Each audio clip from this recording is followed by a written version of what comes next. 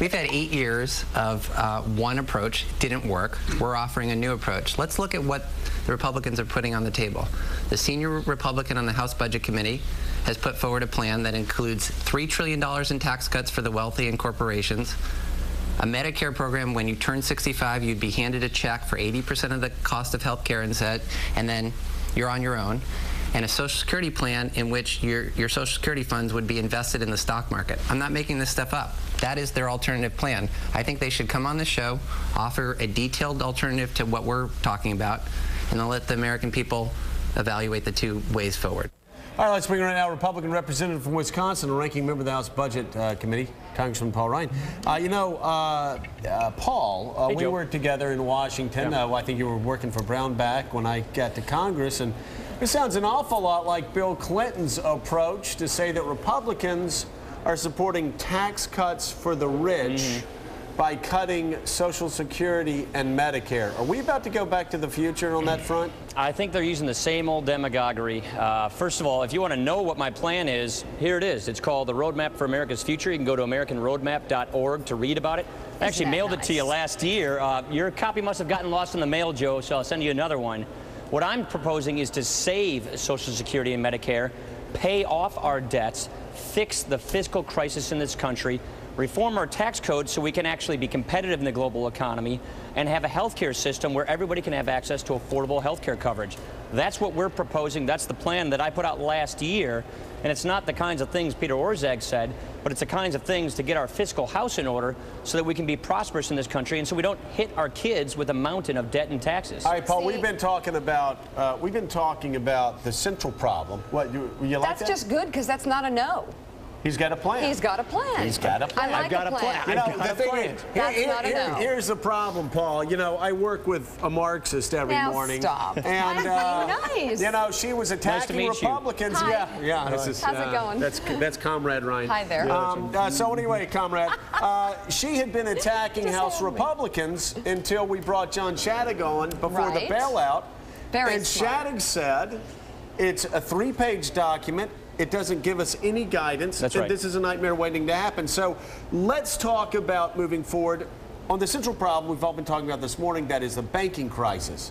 What is your solution to fix this banking crisis? Well, we've proposed a bunch of ideas, but first of all, we need a solution. And before we go off and try and pass this budget, that's the biggest transformation of our government since the New Deal, let's fix this banking crisis. Number one, how can we pass a budget if we don't know what the banking crisis fix is going to cost?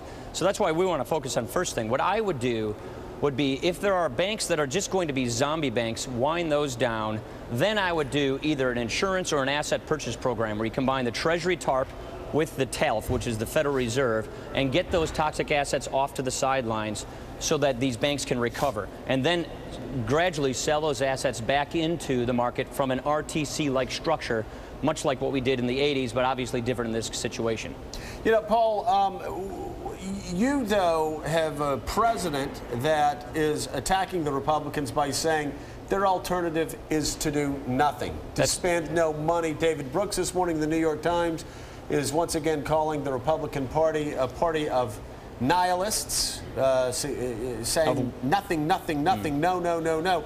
You do understand. Absolutely. You do understand that if we are going to fix a banking crisis, there are a lot of things that are going to be done, but we're probably going to have to spend over $1 trillion to stabilize the books, right? I published an editorial in the Wall Street Journal 2 weeks ago saying what we ought to do. This notion that we're saying do nothing is a straw man argument. It's an actually intellectually lazy and dishonest argument. We have proposed many ideas on how to fix this. The thing we're saying is the fix has got to be a temporary, fleeting government footprint. Let's not permanently nationalize things like banks. Let's not have a system where the government, where our capital markets run through Washington.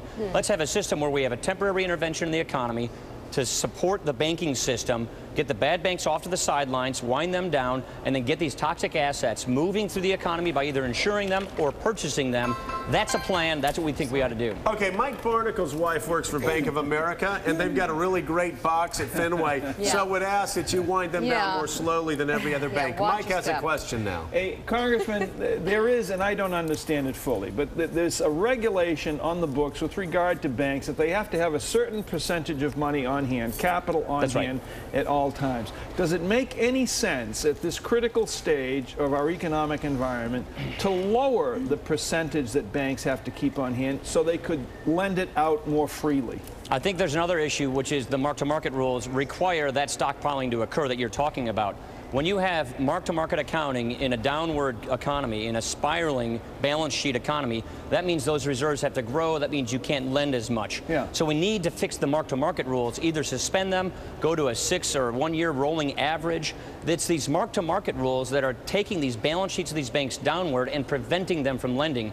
So rather than changing the capital requirements, which were too liberal in the last 10 or so years, let's fix the rule that caused it in the first place. That's mark-to-market. Mike, let me ask you this question. Don't you think that Paul Ryan should run the Republican Party? And I'm serious. He's young. And he's Irish. intelligent. He's Irish. Yeah. We can I'm get him Irish, up to that's the true. Red Sox, watch some games. He's my guy now. I'm serious though.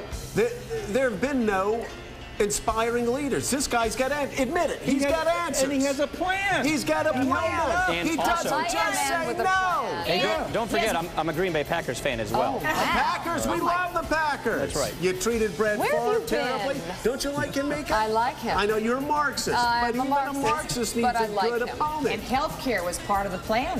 Yes. Health care was Hey, part of the plan. Paul, if you're ever up in New York, would love to have you I'm set. sit around the table. This is going to be a weekly occurrence, if your press people will allow it. Paul Ryan for Speaker. There you go. All right. Congressman Thanks a Paul lot. Ryan, Take thank you care. very Great much. to see you again, Paul. Coming up next, That's what, if anything, we learned? Well, we learned a lot from Paul Ryan. I learned a lot. Yeah, there is a Republican with a plan. Yes. We'll be right back.